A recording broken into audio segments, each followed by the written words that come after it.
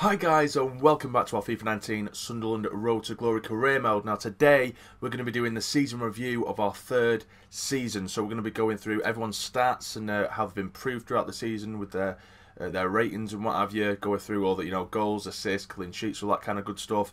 Who's getting relegated, who's coming up from the Championship next year, and who won competitions throughout this season as well. And then of course we're going to go to next season, see how much money we're getting given for our transfer budget, and then that's when we're going to leave the episode, and that's when you guys are going to start leaving your comments as to who you think we should sign. Then I'll probably just give it a few days or over the weekend for you guys to get your comments in, get your suggestions in for who you think we should sell maybe or sign or what have you, and then next week we'll get back at it and we'll smash the fourth season and we'll get that underway.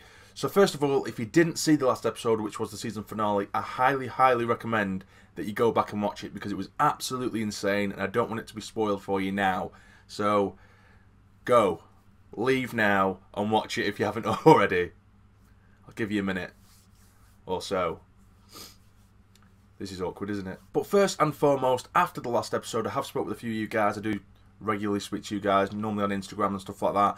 And in the comments as well, of course, of different videos. There was a few suggestions, of course, talking about the sort of lack of strength in depth that we do have in the squad, and it definitely become more apparent over the last sort of couple of months in game because we kept having to use really sort of makeshift squads because of how small our squad is. And you can see here, it is a very small squad, and considering we're going into the Champions League next year, it's going to be a bit of an issue. So a few of you did suggest to get a couple more pre-contracts in because we already do have Morelos coming in as a striker, and we also have Yannick Carrasco coming as well, the left winger, who's going to be an absolutely brilliant acquisition next season. Now, my thought process behind another maybe one or two pre-contracts was literally just to build the squad a bit, even if it's just positions that we don't necessarily need improving, but we just need more solid players in those positions, if you know what I mean. A bit of a higher rated player, even though if we do have it quite, or at least relatively well covered. So I have got a couple of players, nothing too exciting, but they're both players that have been suggested throughout the series. I do like to go back through episodes and read comments from you guys. So I have brought in, on pre-contracts, a left back and a right back just to solidify our defence a little bit. Nothing too exciting, but two players I think will be very good for us next season. And those players are Zinchenko, who has been asked for a million times throughout this series, and I've always kind of backed away from it. But I suppose now that we are Premier League champions, we're heading into the Champions League, to get a player of this calibre, I think that'd be very nice indeed. We already have Riveros as a left back who's of a similar rating, but Riveros is a slightly different play. We can play Riveros as left winger as well. His crossing stat is absolutely incredible, Riveros, and he's very fast. Zinchenko, relatively similar, but he's better attacking wise in terms of shooting and movement and what have you. And we can play Zinchenko as a cam if we really needed to, which is very very helpful as well, because I've only noticed recently as well we don't have too many cams within the squad. We only really have Angel Gomez that we can play there, and we kind of playing players out of position to fulfill that role. So maybe next season a cam, or a really good cam, is something that we might go for. But also, as you can see here, I have brought in Kevin Mbabu, who will be our highest rated right back when he does come in. 26 years of age, so he's not too young, but his stats are absolutely fantastic. He's really pacey, very strong, 6 foot as well. And he again, it's another player who can cross the ball, so someone else who can just bomb down the right hand side. So now we have Wan-Bissaka on that right side. We also have Akapo, who can play there as well. So yeah, there's 3 players there. You might argue that we could sell Akapo now, but I think just for the sake of having a really decent in-depth squad, I don't really want to sell too many players in this next window because, like I say, we're going to be in so many competitions next year, and to be competitive in all of them, we're going to need a very large squad. So those are the 2 more pre-contract signings that I have made off camera. I hope you are happy with them. I know, again, it's nothing too exciting, but I just think it's really solid. We could also potentially go for another striker, I suppose, on maybe a pre-contract somewhere, or I might wait until next season for that and let you guys decide. There was one that I did look at, but then I'm trying to think, we have Morelos coming in, we have Broughton who can play as a striker, Dennis who can play as a striker, we have Abraham who can play as strikers. That's 4 strikers there, although in saying that, we do play Dennis out wide quite a lot sometimes, and we also play Broughton out wide, so maybe another striker next season wouldn't be a bad shout. But anyway, let's get into this review. We will go into Squad Hub, and we'll quickly just check through the improvements of our players And here's the first one, absolutely insane. Now, our highest rated player in the squad, the player who we did get from our youth academy, it is Alicio Cabrera, the absolute lifesaver who has saved our asses countless times.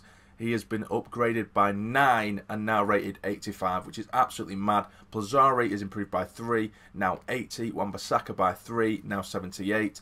Staunton, who we did get from Ireland, 18 years of age, now rated 65, improved by 3. Akapo is improved by 1. Loyan Dom improved by 2. Twanzebe by 2.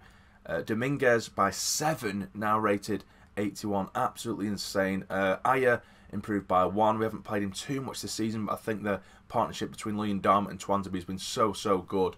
Aya hasn't really got too much of a look in. He'll probably get rotated a lot more next season, given the more competitions that we're going to be in. Riveros has improved by 3, now rated 77.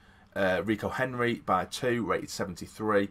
Jordan Henderson hasn't improved. It's good that he hasn't gone down either, because I know a couple of you guys raised your eyebrows at me a little bit when I did sign him. He's not getting worse. He's still a very useful player.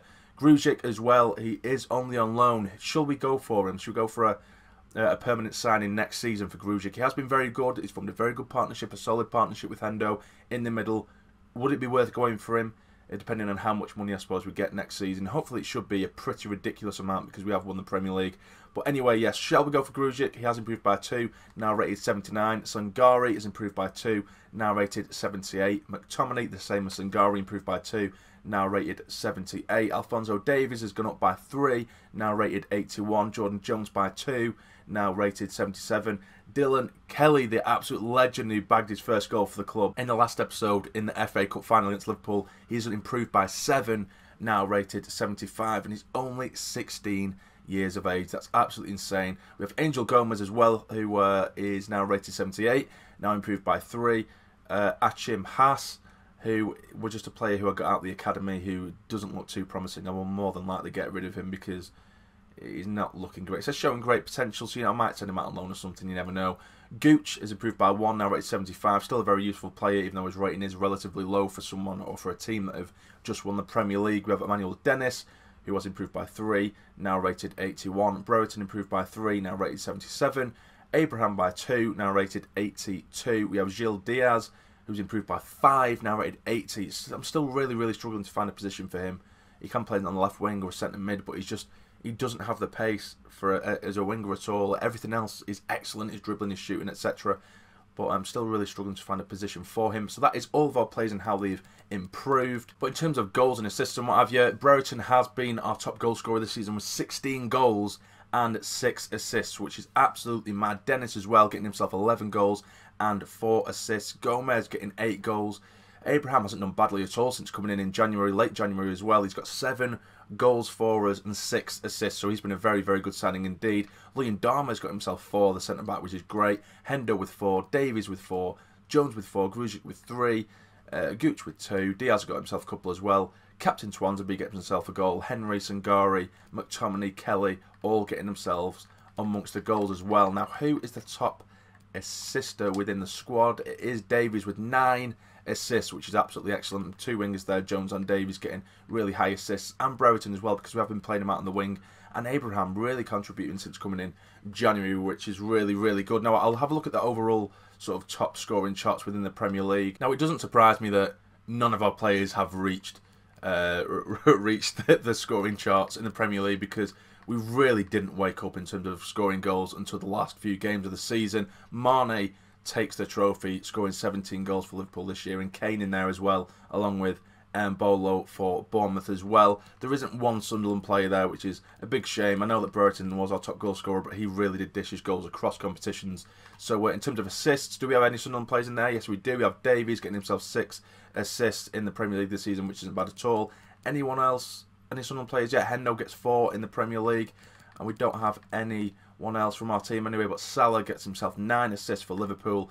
Clean sheets, Cabrera, of course. 20 clean sheets, playing 31 of those games. That is absolutely insane. That is just, you know, you can't really ask for much more from a keeper, can you? In terms of yellow cards and stuff, red cards, it doesn't really mean much to me. Bauer there for Stoke getting himself 2 red cards. Laurenti for Fulham, and Tagliafico for Chelsea getting a couple of red cards as well. Nothing too interesting now. I'm not really bothered about red cards and yellow cards. But we'll have a look and see. If we do look at the league tables, of course, we did briefly check on it at the end of the last episode. Spurs and City finishing outside of the top 5. Arsenal in 8th as well. Let's have a look at the bottom 3. We do know we already did look at Burnley, Brighton and Cardiff all going down to the Championship. We'll have a look at the Championship and see who is going to be going up from there. Well, Southampton are definitely going to be going up. Huddersfield as well. I'm not too sure who will be going up through the playoffs. Can't really check that out, but it's going to be either Aston Villa, Swansea, Leeds or Middlesbrough. But we do know for sure that Southampton and Huddersfield will be returning to the Premier League next season. Now, for the FA Cup, of course, you already know this if you did see the last episode. In the FA Cup, we did beat Liverpool by 2-0, which was really, really good indeed. In the Carabao Cup, we'll see. Oh, we already know this as well, don't we? We got beat in the final, didn't we, against Leicester, which was an absolute heartbreak. Let's have a look at the Champions League. Who won the Champions League? I'm betting on either Barca or Real Madrid. It usually is. I'm going to be surprised. It's Real Madrid who beat Milan on penalties 5-4, which will be an absolute heartbreak for Milan. Let's have a look at the Europa League and see who managed to get their hands on the trophy here. And it was Arsenal who beat Lazio by 2-1, which is a really, really nice win for them. So I think that covers pretty much all competitions. I think I might have missed something out. I know that some of you guys, you like me to check absolutely everything. I feel like I've covered most things right now. Oh, but before we do go to next season, there's something that I need to cover, and it's a little bit depressing. It did annoy me a little bit, because in the last episode, it was crazy, it was mad, but I can assure you it was 100% authentic. And there was one comment that sort of suggested that I'd played around with the sliders for the last couple of games or something like that.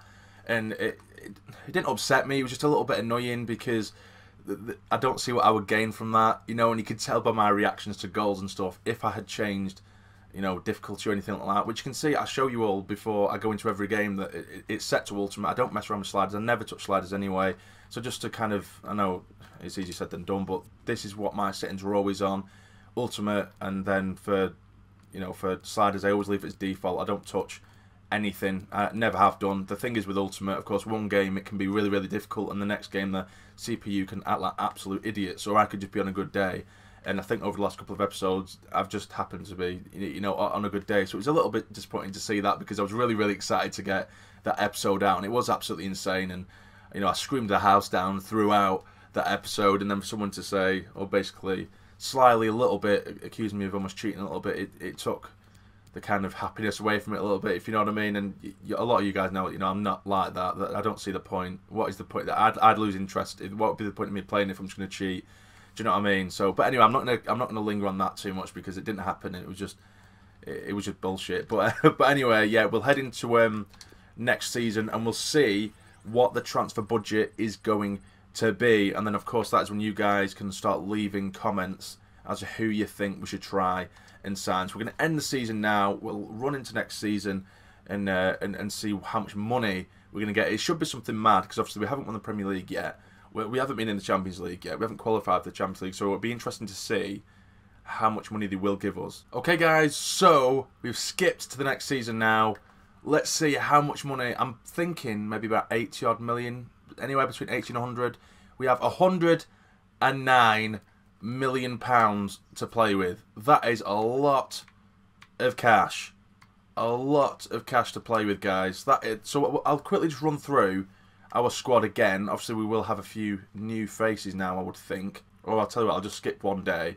So then the new lads coming in on the pre-contracts will be arriving, and then you can see what our overall squad looks like, and then you guys can decide who you think we should maybe sell, which I'm trying to stay away from a little bit, because like I said, I'm trying to keep quite a big squad, a large squad now, because of the amount of competitions we're in, and I keep repeating myself with that. But I'll quickly run through the squad and the amount of players we have, and then you guys can let me know who you think we should sign. And when you do let me know who you think we should sign, remember that we are now in 2021. A few of you guys, sometimes you might suggest players that would only really be relevant at the beginning of a career mode, if you know what I mean. Some players will be a bit older now, or the potential might not be fulfilled and what have you. So just try and keep in mind how far we are into the game. I still get comments now saying sign Defoe.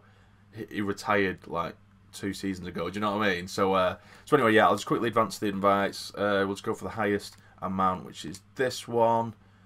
And so yes, now I'll just quickly have a look at the squad. So this is a squad. In terms of goalkeepers, we're very well covered. We only have 2 keepers, but that's all you really need. An 85 rated Cabrera and an 80 rated Pizarro. That's fine. We have 4 right backs with Staunton, who I'll probably just send out on loan. But we do have Wan-Bissaka. We have Mbabu, who will probably be our preferred right backs. But if any of those get injured or fitness reasons or what have you, we always have Akapo to fall back on as well.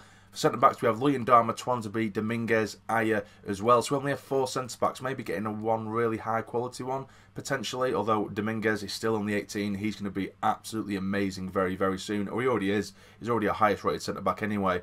Left backs, we have Zinchenko now. We have Henry and Rivera. So we have 3 very, very good left backs, all quite similar in terms of the, they're very pacey, they're quite tricky and what have you.